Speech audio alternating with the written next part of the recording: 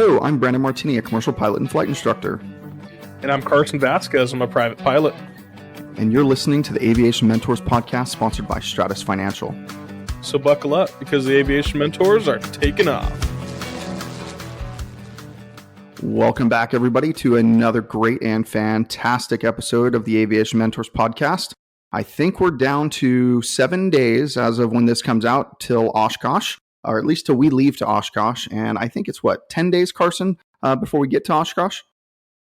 Yeah, you get there. You get there a little later than I do. I'm going to be there from the 20th on. Oh, wow. So I get a little bit more Oshkosh time than you. Absolutely. Well, I'm excited for it. I'm sure all of you know we are, especially after the episode that came out 2 days ago, talking about flying into Oshkosh for the first time, which was pretty fantastic. Today, though, we actually have a impromptu podcast recording, and I'm actually in Texas right now visiting my mom and her friends. And so we decided we want to have her on the podcast. So my mom, Debbie Martini, is our guest today. And we've been talking about having one of our moms on the podcast for a while, Carson, and it finally happened. Yeah, it's definitely a special guest, right? I mean, how often do you get to have your mom on your podcast? That's pretty cool. It is fun. So welcome, Mom. Thanks so much. Pretty amazing. I'm super excited. Yeah, you've only been on the receiving end of the podcast for so long. Now you finally get to be on an episode. It's awesome. Thank you for being on with us today. I really appreciate it. It's good to see you. So, the first question that we usually ask is, how did you get in aviation? But you're not quite a pilot, are you? Oh, for sure not. Yes. So instead, we're going to talk about a lot about how you feel with Brandon flying. So my first question for you is, how do you feel when you found out that Brandon wanted to go and become a pilot?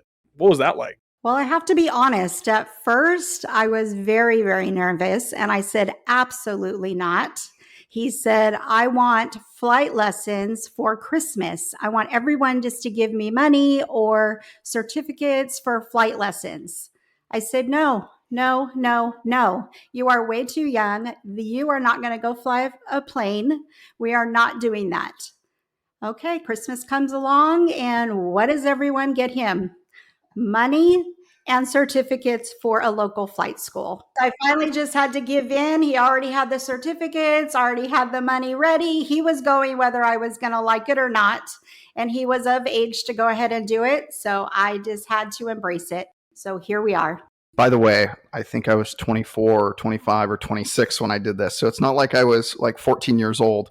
And remember, one of our first 10 episodes or 15 episodes, whatever it was, I think we're close to 90 now. So they all kind of blend in for me. But one of our first episodes was an episode, Are You Too Young to Fly? And we had Austin on it. And Austin was 11 at the time, and we decided that Austin was not too young to fly, being his father. And my mom saying that I was in my mid to late 20s and I was too young to fly, which is pretty hilarious, actually. Yeah, but what your father's going to say and what your mom's going to say are two very different things. I can't imagine that she was very excited for you to fly. That's not something fun. My mom didn't want to let me fly, but she still did. Same thing. Exactly. Yeah. So my turn for the next question. What did you think the first time you ever saw me fly an airplane? I was mesmerized. I was just, whoa, he is really doing this. Like he is following his dream. He was following his passion. It was amazing. I have to say that I was in awe and couldn't believe it. But it was amazing. And what a journey it's been since. Yeah, it's definitely been a journey. And I don't know, I'm still kind of in disbelief every time I'm flying an airplane. I'm like, what am I even doing up here? Is this real? Like, where am I at right now? I don't know. Which pill did I take? The blue one or the red one? I'm not really sure. Well, it's definitely a weird feeling. It hits me like once every 2 or 3 months where I'm just like, wow, I'm actually a pilot. I could fly an airplane. And Brand's been flying a lot longer than I have. So I can't imagine how that makes you feel either. Exactly. No, just to watch you guys, I mean, of course, because I'm a mom, you guys are so young to me and you are up there just living your dream. And it's really amazing. I love it. Yeah, well, you know better than everyone else that Brandon's going to be persistent and figure out a way to do it. So seeing him fly has got to be a pretty big accomplishment for you. But I'm sure you weren't always that confident in him. So when he started flying, what were some of your biggest concerns for when he started? Well, I was really nervous that he was up by himself flying. But then I did kind of know that They always say in an airplane is much safer than down on the street. There's a lot less planes up around you than there are cars on the street. So that kind of helped me get through that, but I still kind of a little nervous about the clouds, and I don't know a whole lot about the inside of the plane and all those instruments that you guys all figure out. And you guys know what you're doing. So it still makes me nervous, but I'm 100% confident in his abilities that I'm okay with it now, for sure. I'm also pretty confident in his abilities, considering I've flown with him so many times. And I got to say, my mom's probably about as confident as you are because she lets me fly with him. So, Brandon, you're obviously doing something right for all the moms to trust you. Exactly. No, for sure. Yeah, I think that's why whenever I've done demo flights in the past, there's people that just say I'm only flying with him, and I have to somehow convince them to fly with somebody other than me because I don't have the time to do all those demo flights. So it is nice having people around that have confidence in my flying. I know it took a long time for me to feel 100% confident in my flying. I know that when I first started out, I think I've talked about this when I first did my first passengers, which was my son Austin and my sister Ashley and her now husband Andrew. I said, I don't know. Looking back at it, I was like, there's no reason I should have taken all of them up in the air. So with that, I'm kind of curious. How did you feel when I took up your daughter, her soon-to-be husband, not at the time, but now he is, and your grandson up for their first flight with me behind the wheel? It was pretty crazy. It was a nerve-wracking feeling, but I again had 100% confidence in you. I remember the day that you said, I'm going to take you to lunch, Mom. I want to go fly you somewhere for lunch. And I was like, okay. Trying to let you know that I'm not nervous in the least bit. I get to the airport and I see these little tiny planes. And I went, oh, so is it that plane over there? And I'm looking at like a 10 passenger plane or something. And you're like, no, it's this little red one right here. And I was like, oh no, but that's old and that's small. We can't go up in that. No, but I'm trying not to let you know that I'm still nervous because again, you're my son and I 100% trust you. And I'm going to let you know that I'm good with this. So I get in, headphones on, we get ready to go, and we fly to San Diego for lunch. And that has to be one of the most memorable times I've ever had with just the two of us flying to go have lunch. I said, we need to do that again. But I saw the passion that you had now through your eyes by me being up in that sky with you. I was just like, wow, we were flying over the ocean. It was so beautiful. I saw the confidence you had, and I knew this was the right path for you. And I then was not nervous anymore. I'm curious. So I know believe it or not, so I've done a lot of airplane flying, but I think I've only flown with you 2 times actually, maybe more than that, but 2 that I remember. I know the first one we went to San Diego. Do you know where we went? Did we go to Casa Manchado for Mexican food, or did we go to the other place at Palomar with like the blue ceiling and they had like airplanes painted on it? Was that the one we went to? I'm pretty sure it was that one, right? Yes, it was just the airport cafe. Yeah, so we actually went to Palomar, CRQ. I couldn't remember which one we did, but I was pretty sure it was CRQ. But yeah, we went over there, and that's a pretty big airport. There's a lot of big airplanes flying around. And by the way, I think I picked that because it's exactly 50 miles from Riverside or Chino, whatever. No, we took off from Chino that day. So it was exactly 50 miles from Chino, or might be 52. So it counted as a cross country. That's the whole reason why I picked it, because I didn't have my instrument rating at that time. So it was kind of neat. But actually, I'm going to kind of skip Carson's question because we've kind of answered part of it. But I'm going to ask a different one. So I did another flight with you. And my second flight with her was actually with my sister Kristen as well. And we went in a twin that I don't know if you know this, but you're going to find out right now. I think I only flew this twin 2 or 3 times ever, and it was a Cessna Skymaster, and it was a push puller. I had no business flying it around that much. I barely knew how to fly it. I mean, I really know how to fly it. It's an airplane, but I hadn't flown this particular airplane more than a couple, 3-4 hours at the very most. So how'd you feel about that flight? Because I know we flew down to San Diego again, but we went like this round robin circle, and it was super. We went all the way down towards like San Diego Airport, and we took the coastline all the way up and went over John Wayne, and then came back around. How'd you feel about that flight? Because that was a little bit different. We didn't land for lunch or anything, but it was in a way different airplane. By the way, the plane was twice the size. Exactly. No, it was much bigger. I think I felt a little more comfortable in the plane, but not really knowing that you weren't as confident in that plane. But good thing I didn't know that at the time.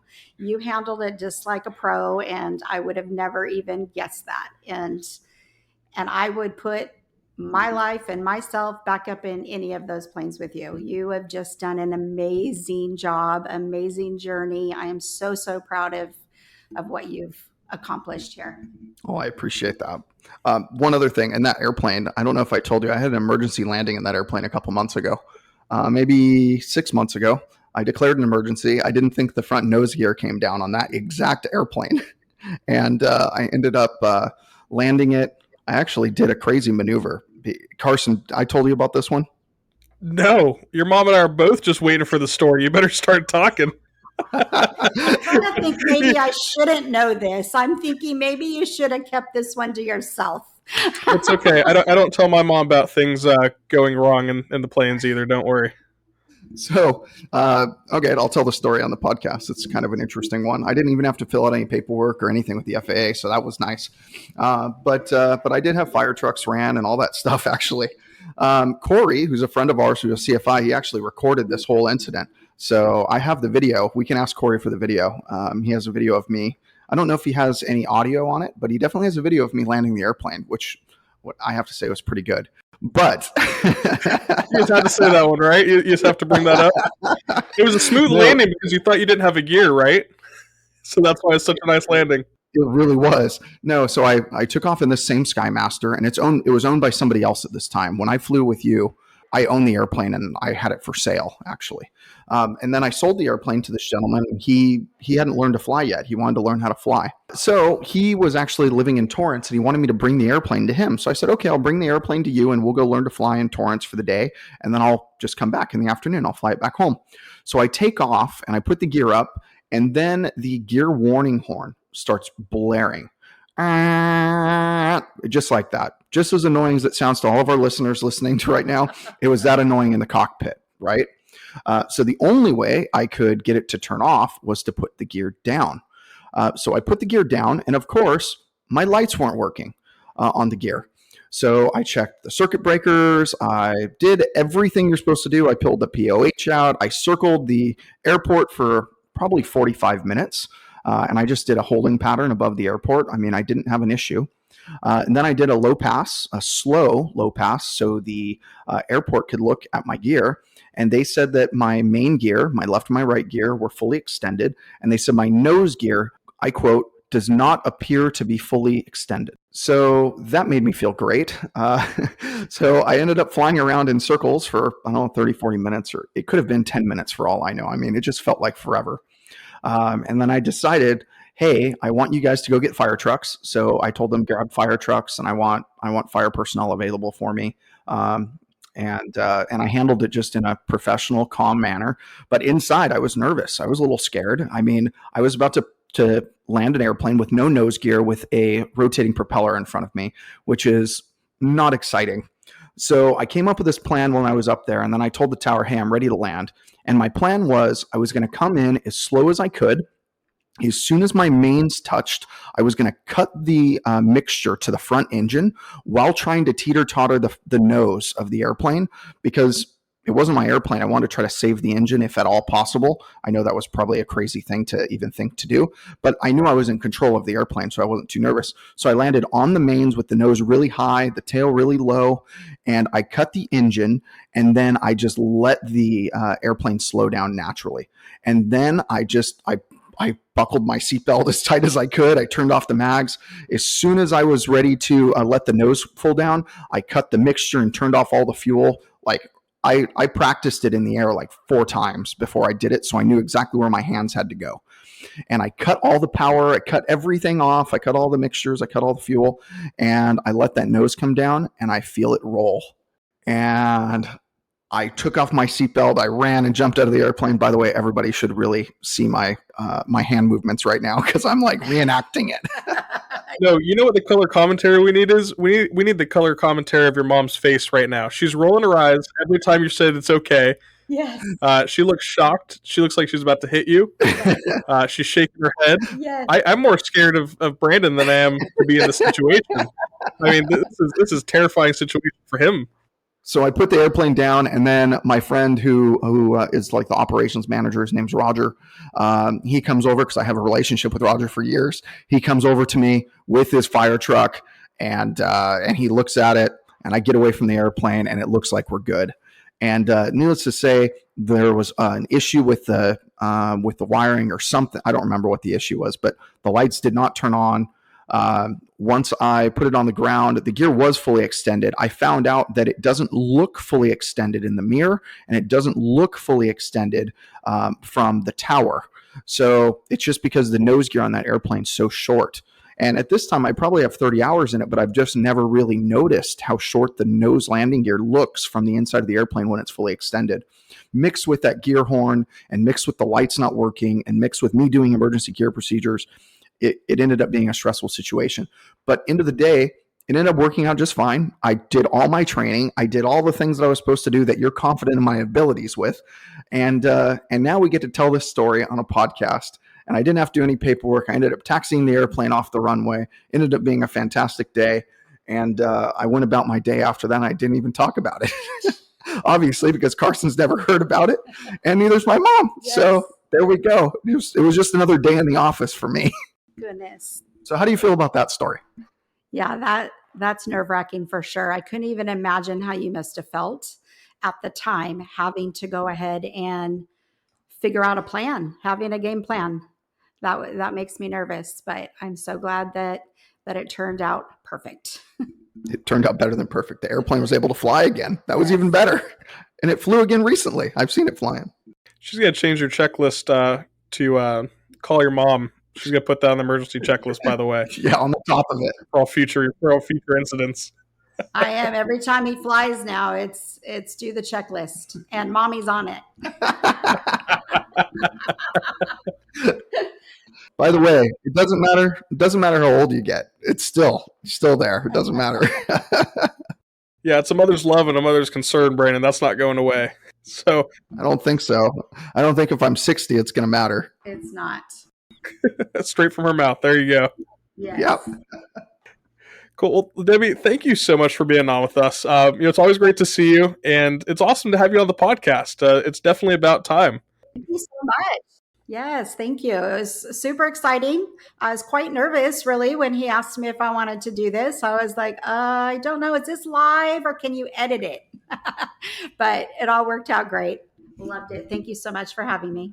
What's funny is the only person who's messed up on this podcast today was me, and I'm the one who we're going to have to edit out, and not her. She didn't mess up at all, which was fantastic. So, by the way, none of you will know that I messed up, of course, because Phil will edit it all out, and it'll sound so perfect. But still. Yeah, we actually make quite a few mistakes, so it usually happens every once in a while. But Debbie, it's pretty cool that even though you're not a pilot, I'd like to say yet, but I know how you feel about it. It's okay. It's not for everybody. And after I've seen Brandon fly, it probably wouldn't be for me either. But it's always great to have another perspective and get the perspective of a parent and the parent's concern and trust and the whole journey that you've had along with his journey. It's really awesome to see. So thanks for being on with us. Oh, thank you so much.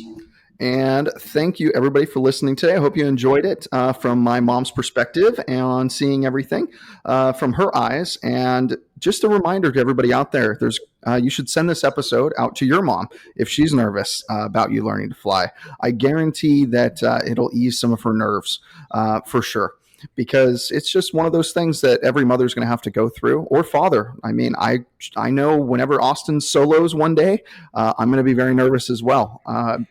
It's just one of those things that you have to get over as a parent. So make sure that you send this over to your mom, have them listen to it, and that way you can really enjoy it. So Thanks again for being on the podcast. And if anybody listening today would like to reach out to either one of us, you can also reach us at brandon@aviationmentors.com or carson@aviationmentors.com. And don't forget to come visit us in the Stratus booth coming up in just a few days by the time you guys hear this. So it's going to be super awesome. We're excited to be there. We're in the indoor hangars, booth 1053 and 1054. So we'll see you guys then. And as a wrap up for the day, remember, we're here to guide you in your aviation journey. So fly safe and enjoy the ride. See ya. Goodbye.